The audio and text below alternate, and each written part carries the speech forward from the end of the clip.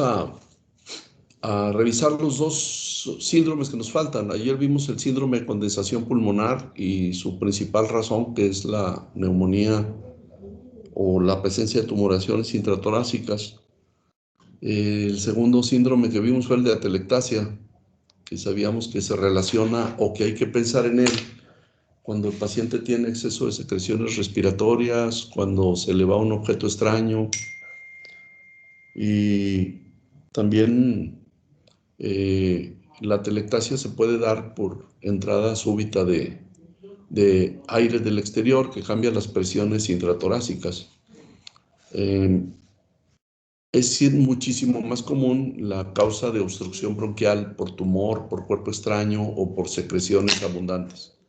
Hoy vamos a ver otros dos síndromes, que es el síndrome de rarefacción y el síndrome de derrame pleural. Y con eso prácticamente damos por terminado aparato respiratorio y les cargaría en el fin de semana unos casos clínicos para que lo resuelvan. Tendrían dos pendientes. Uno, el trabajo por equipos con respecto al estetoscopio, a la invención del estetoscopio, a los tipos de estetoscopios disponibles, etc. Ahí hagan una presentación en la que se dé a conocer que sí investigaron al respecto, con un instrumento que es de uso diario en la práctica médica y que de perdido sepamos de dónde viene y cómo se utiliza y cuál fue su principio físico de la creación de ese instrumento auxiliar de diagnóstico. Entonces vamos a compartir pantalla.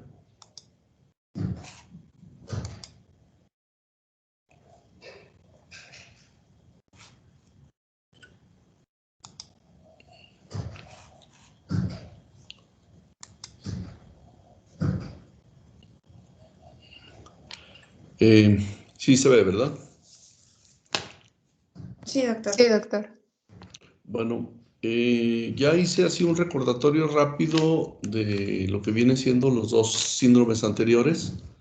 No hice recordatorio de los datos clínicos, de tanto de datos con los cuales sospechar esos síndromes, ni cuáles son las manifestaciones de exploración. Ahora nos vamos a enfocar en este y su principal causa, que es el enfisema pulmonar. El síndrome de rarefacción es causado por una dilatación alveolar permanente, pero es una dilatación defectuosa, en la que ocurre una destrucción de las paredes alveolares, lo cual vuelve a los alveolos estructuras más grandes, pero menos útiles. Y además, ese tipo de afectación de las paredes del alveolo produce pérdida de la elasticidad de los mismos. Eso hace que el pulmón permanezca permanentemente insuflado, o sea, lleno de aire, pero sin posibilidades de intercambio gaseoso, ni renovación del aire inspirado. Y eso es muy típico del enfisema pulmonar. Entonces, en el enfisema, los datos principales que se encuentran a la exploración es un tórax sobredistendido, típicamente en tonel. Recordando que un tórax en tonel es un tórax que en su diámetro anteroposterior, considerando que aquí está el diafragma, ¿sí? Y acá está la parte posterior, columna vertebral, y adelante el esternón, y este diámetro anteroposterior está abombado o aumentado, y eso hace el aspecto típico que hemos denominado desde la inspección tórax en tonel, ¿sí? El hecho de que exista una patología parenquimatosa pulmonar incrementa las presiones en el ventrículo derecho, y eso va a producir en el paciente una dilatación ventricular derecha, un aumento retrógrado de las presiones hacia el sistema venoso de descarga en la aurícula derecha y lógicamente eso va a producir también una ingurgitación yugular, y aparte se aprecia en la simple inspección que el tórax sobredistendido se moviliza pobremente. Todavía no le ponemos una mano encima al paciente, solamente lo estamos observando. Es un tórax que de entrada lo ves sobredistendido. Entonces se procede a la palpación, y en la palpación practicamos las maniobras de ampliación del tórax, que son la amplexión y la amplexación. Acuérdense que la ampliación puede haber ampliación superior a nivel de las clavículas y los huecos supraclaviculares, tanto en la parte anterior como posterior del tórax. Y nosotros ahí vemos el grado de distensión de los segmentos superiores del pulmón y una ampliación inferior, que esto se hace sobre todo a nivel de la base del tórax, en las últimas costillas, y que esta permite saber el grado de amplitud de los movimientos del tórax en su caja torácica, en su porción inferior. ¿Sí? Estas serían las clavículas como punto de referencia, aquí el esternón, ¿sí? Y las manos pues se colocan aquí abajo, sobre todo en la cara posterior o en la cara anterior del tórax, y aquí nos permite saber el grado de ampliación de la movilidad de la caja torácica. Y luego le colocamos la palma de la mano en los espacios como por ejemplo la mitad superior del tórax, en la cara anterior, aquí en esta zona, o en la cara posterior, que está las escápulas como obstáculo óseo anatómico, pero quedan dos espacios por explorar. Uno, el interescápulo vertebral, colocando la palma, y otro, el espacio subescapular, ¿sí? Y en esos espacios vamos a corroborar la transmisión de la voz, que se llama en el tórax vibraciones vocales. Y las vibraciones vocales en este caso van a estar disminuidas porque el tórax hiperinsuflado no es un buen transmisor del sonido. Entonces, eso ocurre en las vibraciones vocales. Y luego al percutir, cuando nosotros colocamos el dedo plexímetro en los espacios intercostales y el dedo percutor le pega al dedo plexímetro, pues vamos a cambiar el sonido. No sé si recuerdan que dijimos que había tres tipos de sonidos en el tórax. El mate, que se encuentra cuando percutimos una estructura ósea, que eso no es lo normal. El claro pulmonar, que se detecta en la mayor parte del tórax, tanto en la cara anterior como posterior, que es el normal. Y por último, el submate, que es el que se encuentra en la zona de vecindad con la silueta hepática, en mi diafragma del lado derecho. Entonces, lo lógico al percutir en un síndrome de rarefacción pulmonar es que la sonoridad esté aumentada debido a que existe más aire en los hemitórax, y eso hace que el paciente tenga un tórax muy sonoro, ¿sí? Desde el punto de vista de percusión, no de transmisión de la voz. Y por último, si auscultamos al paciente, le vamos a encontrar una disminución del murmullo vesicular, que dijimos que era el ruido típico de entrada del aire a los alvéolos, ruido de tonalidad suave en el que es más prolongado en forma normal la inspiración que la expiración. En este caso, la anormalidad consiste en disminución del murmullo vesicular con una fase expiratoria prolongada al momento de auscultar. Esa fase expiratoria prolongada hace que se invierta lo que normalmente debiera ser inspiración mayor que la expiración. Aquí se vuelve expiración mayor que la inspiración, porque hay un retardo por pérdida de la elasticidad del pulmón en la expulsión del aire que fue inspirado previamente. ¿Se comprendieron los conceptos? Sí, doctor. Sí, doctor. Cuando vemos un paciente con un síndrome de rarefacción, les quise poner el principal auxiliar diagnóstico para confirmar este proceso. Al lado izquierdo, aquí tienen una placa normal de tórax, en la que se describen, fíjense cómo está la silueta de la aorta, el tronco cono de la arteria pulmonar, que es cóncavo, y luego el perfil izquierdo del corazón. Entonces, esto es ventrículo izquierdo, esta es la arteria pulmonar, y esta es la aorta, ¿sí? Mientras que visto desde el perfil derecho, esta corresponde a la vena cava superior, y esto viene siendo la aurícula derecha, ¿sí? pero esta es una placa normal de tórax, ¿sí? Vean los espacios intercostales. De aquí a aquí, que esos son los normales. Ahora vayamos a comparar con la placa de este lado. Otra cosa importantísima para resaltar las diferencias es la curvatura más alta del hemidiafragma derecho comparativamente con el hemidiafragma izquierdo. Si se fijan, es una altura distinta por la silueta del hígado, que empuja el hemidiafragma un espacio intercostal más arriba. Bueno, ahora vayamos a las comparaciones. Las dimensiones de este corazón se ven más reducidas. A eso por la forma que adopta el tórax, alargado y ensanchado en su diámetro anteroposterior, se le llama corazón en gota. Los semidiafragmas están aplanados y prácticamente al mismo nivel. Los semitórax están ensanchados, no porque la placa esté tomada más grande, están ensanchados en su diámetro longitudinal. Y luego aparte los espacios intercostales, vean, grandísimos. Hay un signo radiológico que dice horizontalización de los espacios intercostales y amplitud de los espacios intercostales. Eso es por la sobredistensión pulmonar. Ahora imagínense que un hemitórax sobredistendido y lleno de exceso de aire, lo percutimos, pues va a estar hipersonoro, ¿sí?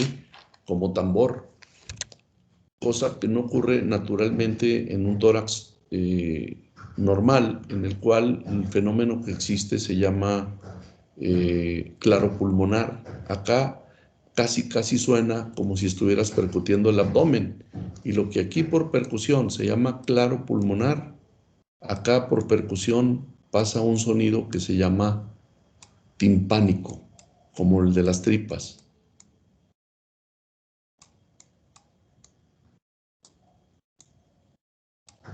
Entonces, la clase es de propedéutica, pero les estoy mostrando lo que se esperaría en una radiografía de un paciente con enfisema. Con mucho, la principal causa para desarrollar enfisema viene siendo el tabaquismo. Y el enfisema es tipo 1 de las variantes de enfermedad pulmonar obstructiva crónica, que cursa con limitación física.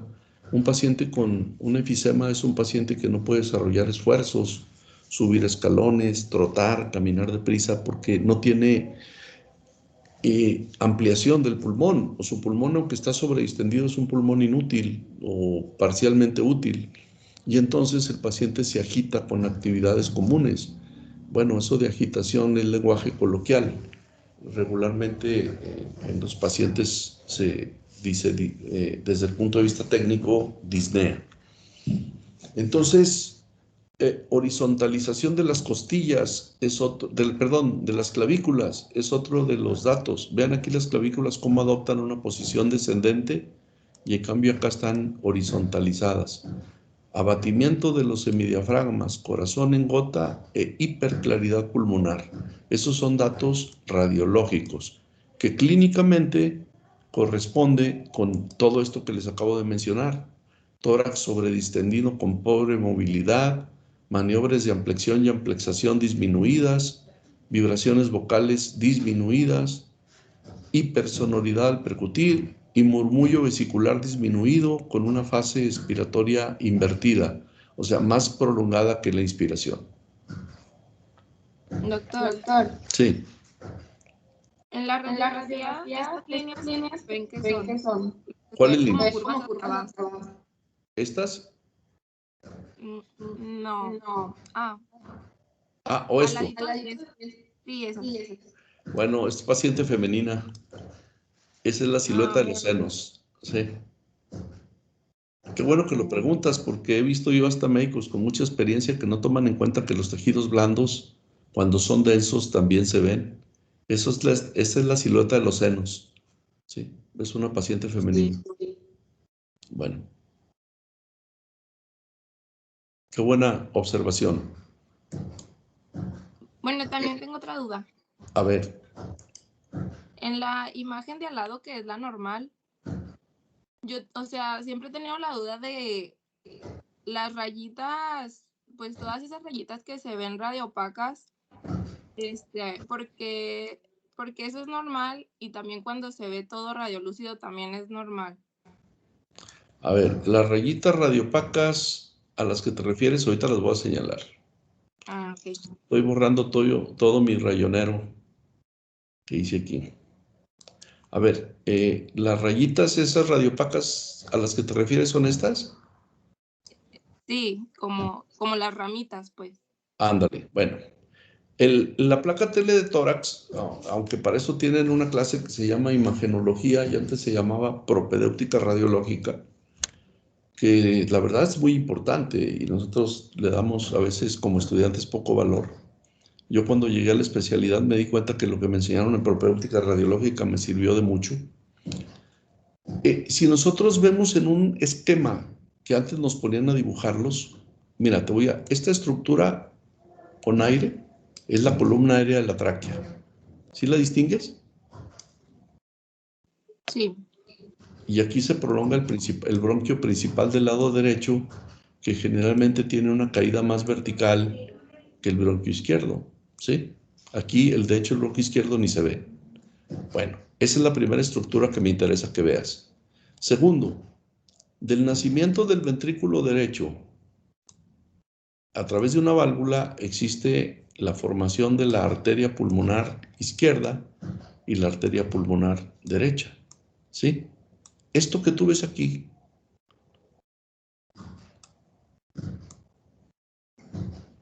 eso es el tronco de la arteria pulmonar. Voy a quitarlo del bronquio para que ya no nos estorbe. Ese es el ilio del lado derecho y siempre el ilio del lado izquierdo se ve menos porque la silueta del corazón te lo oculta. ¿Sí se ve el cursor?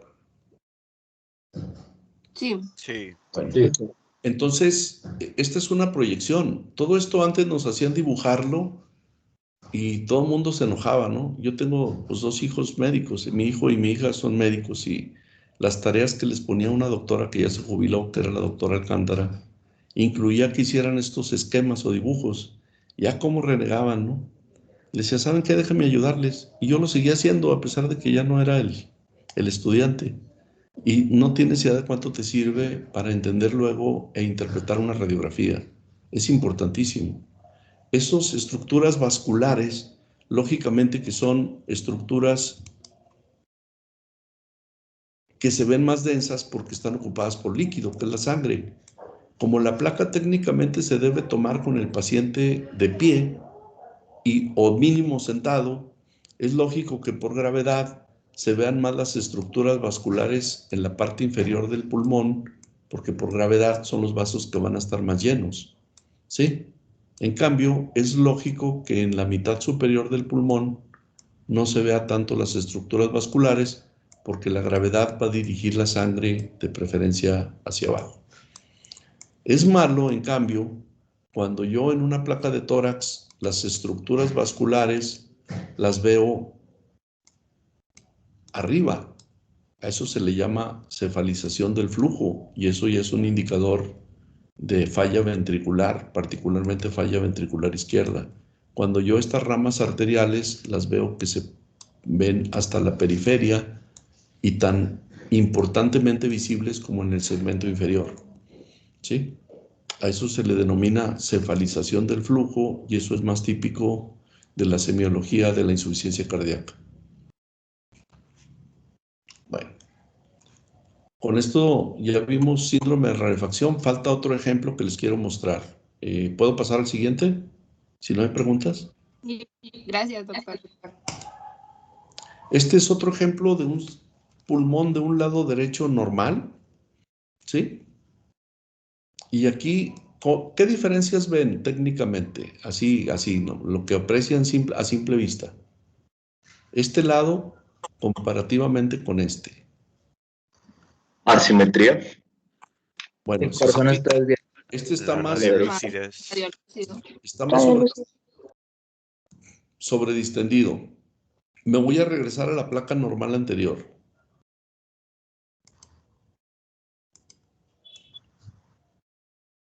Bueno, no sé si solo se refiere a de que al pulmón, pero pues también se puede observar el corazón.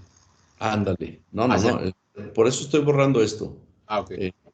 Sí, la silueta cardíaca siempre va a sobresalir más el ventrículo izquierdo, ¿sí? Y aquí, ¿cómo lo ven? Pues está aventado para el otro lado, ¿no? Pues la silueta cardíaca está lanzada hacia el lado contrario. Este es un neumotórax, atención. Esto puede pasar cuando al paciente le hacen una herida por instrumento punzocortante, que se mete aire del exterior y la presión normal adentro del tórax es una presión negativa que favorece la insuflación del pulmón. Sin embargo, cuando se mete aire del exterior, la presión se vuelve positiva, ¿sí? Aquí normalmente la presión es negativa para favorecer la insuflación pulmonar. Y aquí, en cambio, cuando se mete aire del exterior, el pulmón se colapsa, como aquí, que está todo colapsado, en el ilio izquierdo. Todas las siluetas se van cambiando del mediastino hacia el lado derecho. Este es un neumotórax, atención. Un paciente que les llegue así al servicio de emergencias va a llegar quejándose de un dolor intensísimo en el hemitórax afectado, que en este caso es el izquierdo, porque está con aire que está comprimiendo todas las estructuras internas. Y acuérdense que las estructuras sensitivas del tórax están en la pleura. A diferencia de lo que ocurre en este lado, aquí sí se ven ramas vasculares, ¿sí? Y acá no se ve ni una rama vascular, se ve totalmente negro. A esto se le llama rarefacción, pero por una causa distinta al enfisema. Este es por un neumotórax, ¿sí?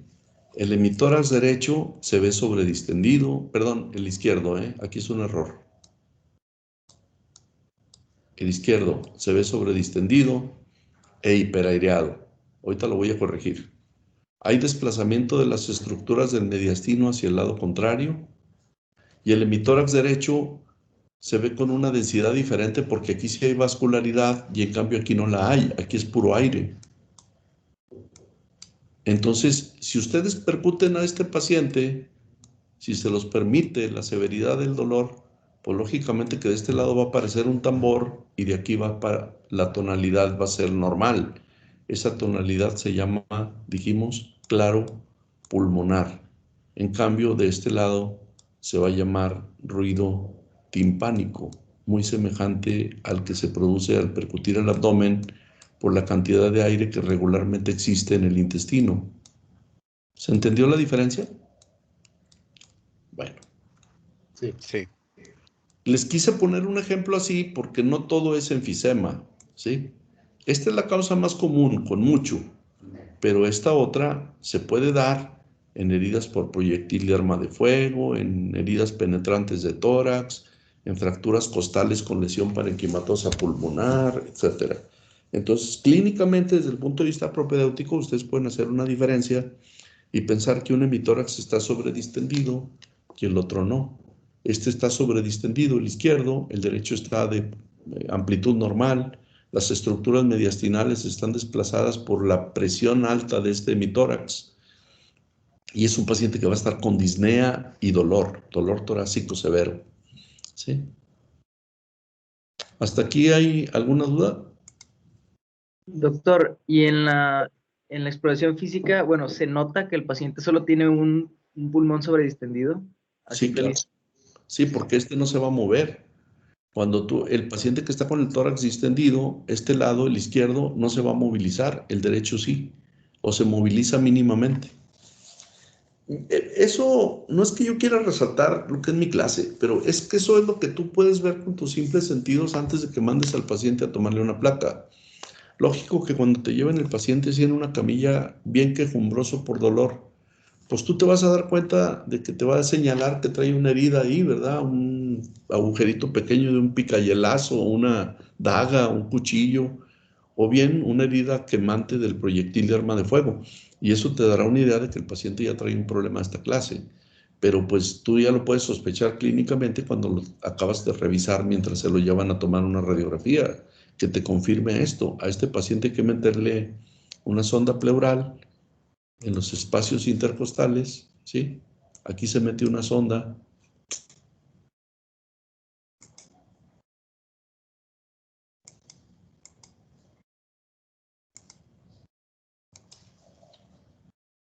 Se mete una sondita aquí, se conecta a un aparato de succión permanente que se llama Pleurevac y hace que el pulmón vuelva a agarrar poco a poco su dimensión normal, o sea que este pulmón que ahorita aquí está comprimido en el ilio se vuelva a inflar y a ocupar el espacio en el hemitórax, ¿sí? Eso se tarda aproximadamente de 3 a 5 días.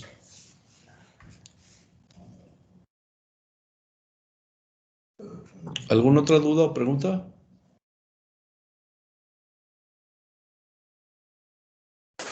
No, doctor. Bueno. Pasamos por último a algo que es muchísimo común, que es el derrame pleural. El derrame pleural es la acumulación de líquido entre las dos hojas pleurales, la hoja visceral y la hoja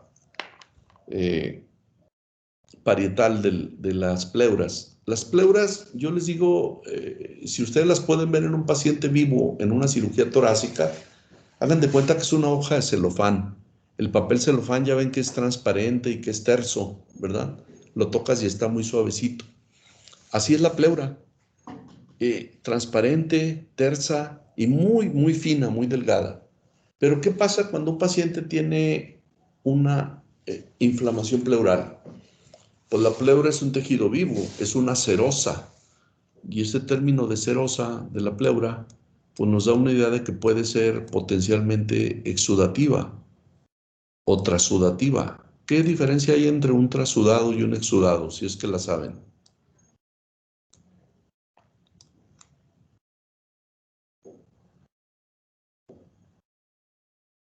¿No saben? Yo no Yo sé. no, Yo no. Bueno, Es el no, componente, doctor. ¿no? hagan de cuenta que está un pulmón con su capa de pleura visceral, ¿sí? Bueno, la estoy poniendo exagerada para que se note. Y luego aquí está la parrilla costal, pero resulta que por dentro de las costillas, pues está una hoja parietal. Y como las cubiertas que permiten el deslizamiento de una estructura que en continuo movimiento hace de 12 a 14 inspiraciones por minuto, pues hay deslizamiento al contacto de las hojas de la pleura. Las puse muy separadas a propósito, de la visceral con la parietal, que se van a estar tocando continuamente. Y debe haber un mínimo contenido líquido entre ellas. Pero ¿qué resulta cuando un pulmón tiene una neumonía, por ejemplo? Y la neumonía es periférica y afecta la presencia de bacterias a la pleura vecina. Vamos a ponerlo más limpio aquí abajo. O sea, una neumonía en este sitio. Pues va a irritar a la pleura y la pleura como membrana viva puede producir dos tipos de líquido que se acumula en el espacio pleural.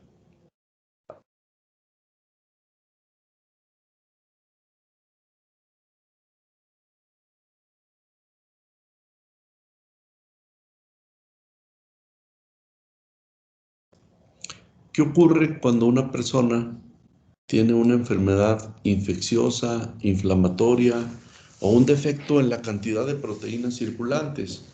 Pues pueden ocurrir dos tipos de alteraciones fisiopatológicas que produzcan acumulación de líquido en el espacio pleural. Una se llama trasudado, que quiere decir que las presiones intravasculares son superiores que la del espacio trasudado, perdón.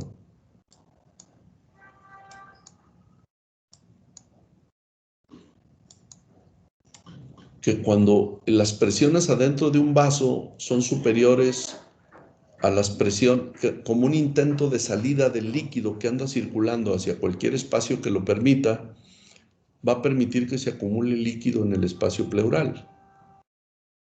¿Eso qué quiere decir? Eso es un trasudado, es un líquido que por modificación de las presiones se salió del espacio vascular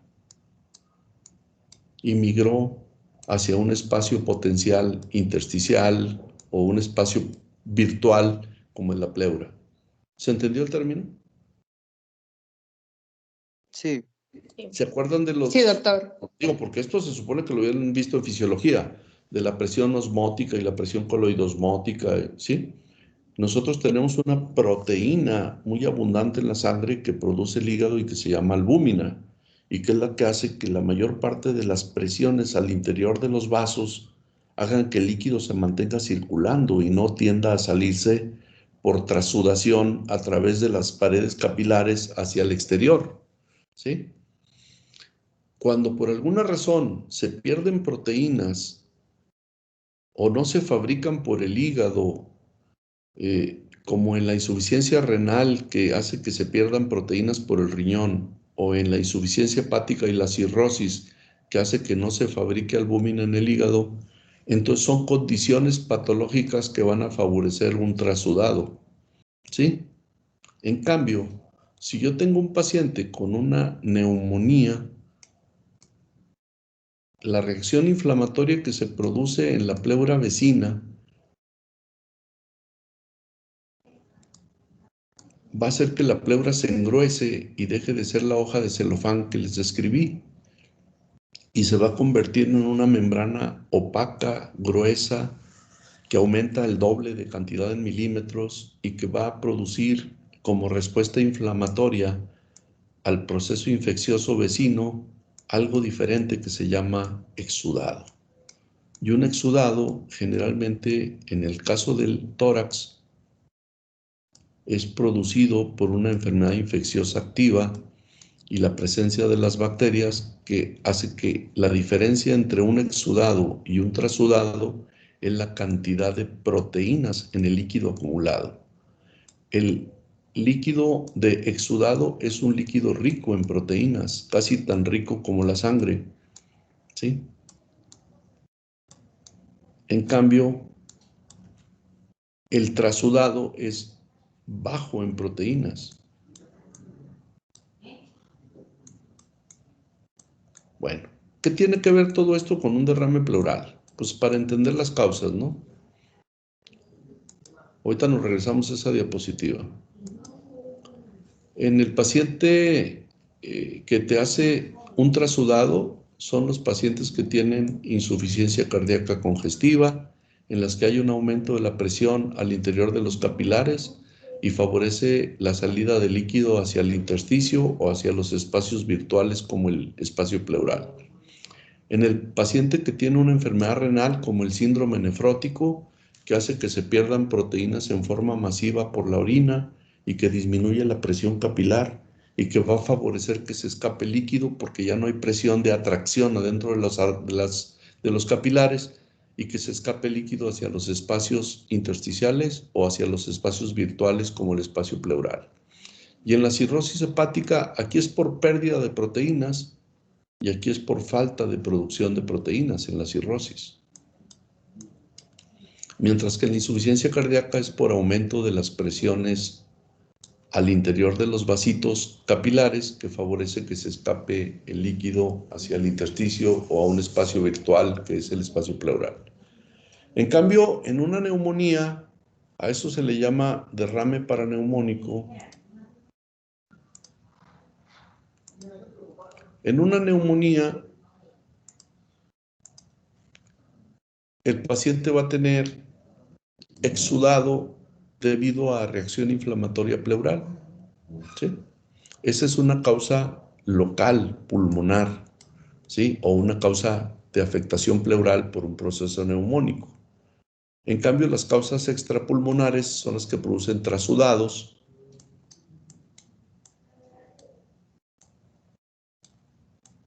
y son estas las principales: insuficiencia cardíaca, síndrome nefrótico o cirrosis hepática.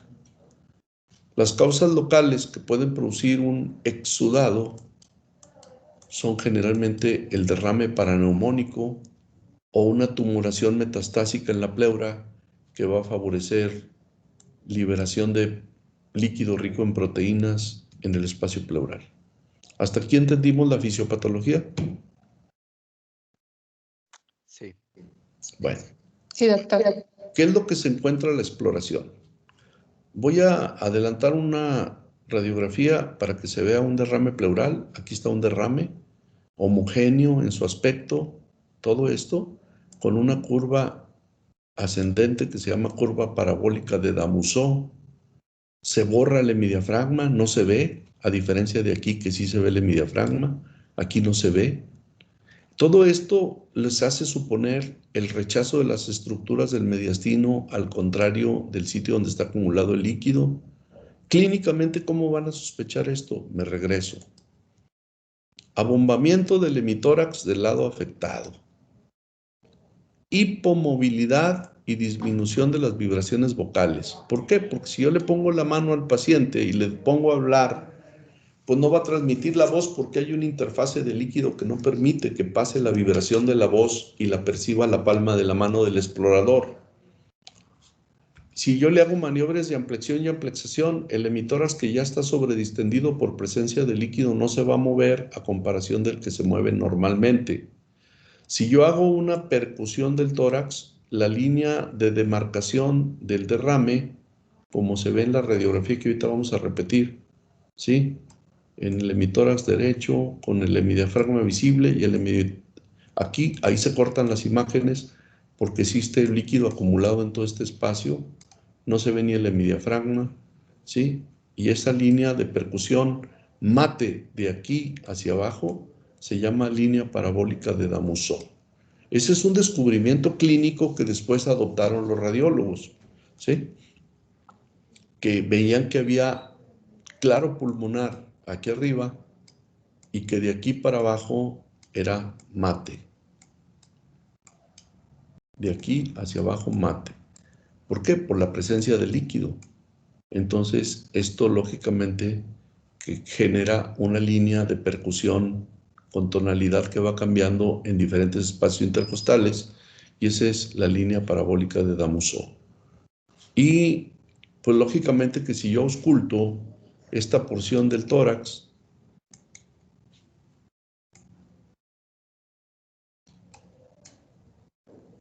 este es el tórax normal, aquí estaría la silueta cardíaca parcialmente oculta, aquí hay un derrame, de este lado sí se completan las estructuras mediastinales, y aquí estaría el hemidiafragma derecho, acá al izquierdo, pero no se logra ver por la presencia del derrame.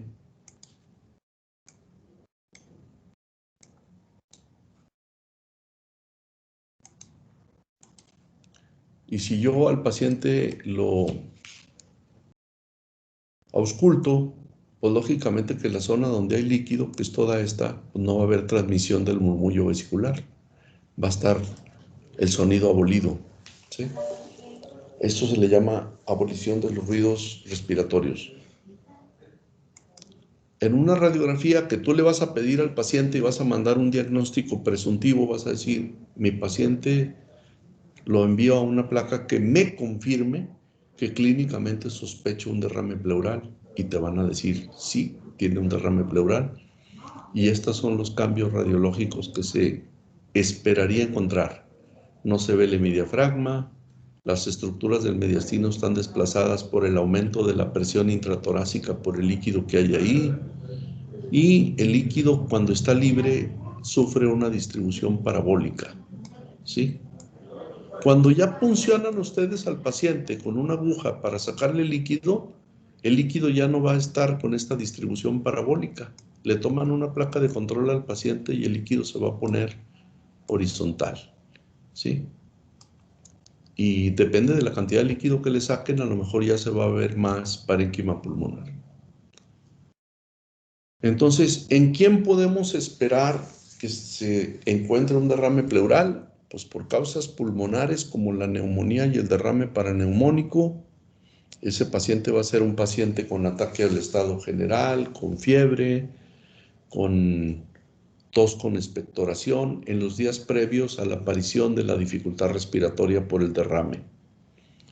En un paciente que tenga un tumor, que también va a estar caquético, con desnutrición, con mal estado general, y que aparte va a tener reacción exudativa pleural que va a provocar un líquido exudado pleural. Y en pacientes que no tengan enfermedad pulmonar primaria, pero que sí tengan afectación fisiopatológica del pulmón, como en casos de extrapulmonares, como insuficiencia cardíaca, cirrosis hepática o pérdida de proteínas por nefropatía.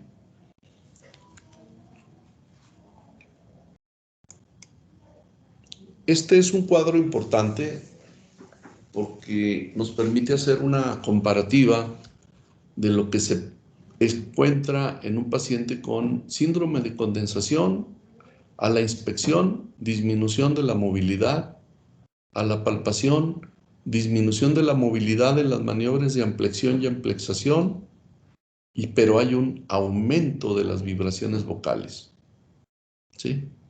A la percusión, la zona afectada, no todo el pulmón, puesto que no se afecta todo a la vez, va a estar mate y va a haber fenómenos auscultatorios como estertores, pectoriloquia y estertores de tipo de gruesas burbujas,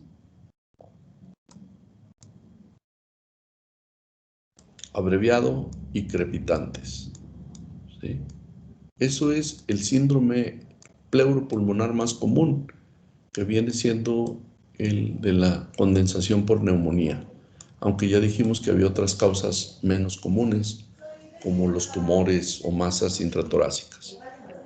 La telectasia, en cambio, esto es un resumen, va a mostrar retracción de los espacios intercostales, hipomovilidad del hemitórax afectado, disminución de las vibraciones vocales, submatidez o matidez y silencio respiratorio, a diferencia de este. El de rarefacción se va a encontrar expansión torácica del total del tórax, que es el tórax en tonel, en el caso del enfisema, Si es un rarefacción por neumotórax, pues nomás el lado afectado es el que se va a ver sobredistendido. Disminución de la movilidad, amplexión y amplexación, disminución de las vibraciones vocales, hiperresonancia pulmonar, disminución del murmullo vesicular y aumento del tiempo expiratorio. Y por último, el de derrame pleural que acabamos de revisar, abombamiento del hemitórax afectado, movilidad y vibraciones vocales disminuidas, matidez con una distribución de tipo parabólico, ¿sí? Y abolición de los ruidos respiratorios. Bueno, pues con esto damos término a la semiología del aparato respiratorio. Les voy a mandar ahora en el fin de semana o al rato unos casos clínicos para que me los resuelvan en equipo.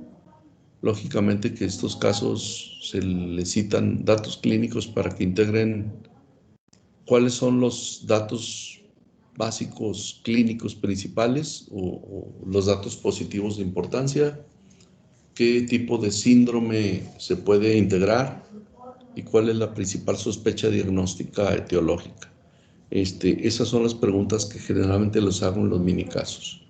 Lógicamente que pueden recurrir a revisar el contenido de las laminillas y pues luego entramos a la parte triste de ponerles el examen. Ayer los casos los vamos a discutir en cuanto se los envíe al azar.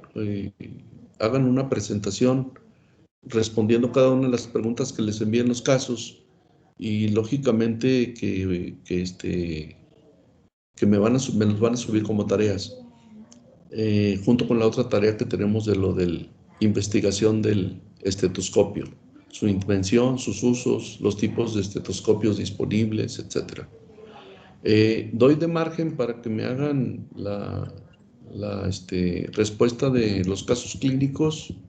Si los subo ahorita, se los mando con Estefanía por mensaje. No son casos complejos para empezar a discutirlos la semana entrante. Y ayer vi el mensaje de Estefanía, pues ya nomás faltará ponernos de acuerdo. A lo mejor sí puede ser el sábado que yo venga temprano al área del CESAM para que ahí podamos hacer primero la forma práctica de exploración de cráneo, cara y cuello, y luego después nos vamos a la de tórax con incluso prácticas de auscultación. Y pues esperando que tengamos un poquitito más de apertura en los espacios públicos, pues a lo mejor ya nos vamos a ver algún paciente en el hospital universitario. Si no, veo la posibilidad de que vayan al Hospital General con el doctor Aldo Gómez, que él siempre me ha ayudado en pequeños grupos, aunque allá es más difícil porque ahí no tenemos dominio de los permisos para entrar a ver pacientes con estudiantes, ahorita en esta situación de la contingencia o la pandemia. Pero pues si ya van a abrir estadios para que la gente vaya al fútbol, pues ¿por qué no abrir espacios para la educación? Bien, ¿alguna pregunta, duda o comentario? Doctor, respecto a que publicó el doctor, uno que estaba diciendo que vamos a volver en... No te escuché bien, perdón, se cortaba. Ok, es que hay una publicación en internet donde dice que efectivo las clases en ¿Del ENARM? No, creo que se refiere a las clases presenciales en abril. Ah, sí, es lo más seguro. Ahorita te digo, pues si ya están abriendo espacios públicos para actos deportivos y cosas así, pues lo más seguro es que al rato ya nos dejen regresar a las aulas. Y para mí sería maravilloso, ¿no? O sea, de por sí yo ya voy muy adelantado, pero pues ya nos dedicaríamos más tiempo a la práctica. Sí. Sí, todavía no es oficial, ¿eh? Todavía no tenemos. Ahorita, de hecho, hay una reunión de consejo universitario, pero yo creo que ahí ya pueden dar alguna noticia al respecto. ¿Sí? Bueno, el lunes nos conectamos y ya nos ponemos de acuerdo sobre la asistencia a las prácticas. ¿Sí? Sí, doctor. Gracias. Hecho, pues. Vale. Muy bien, muy bien. Gracias. Hasta luego. Gracias, doctor. No Cuídese. se desconecten para bajar la lista, nada más. Ok. Ahora sí, ya listo. Que tengan buen fin de semana. Doctor, Gracias. Igualmente. Igualmente, doctor, gracias. ay,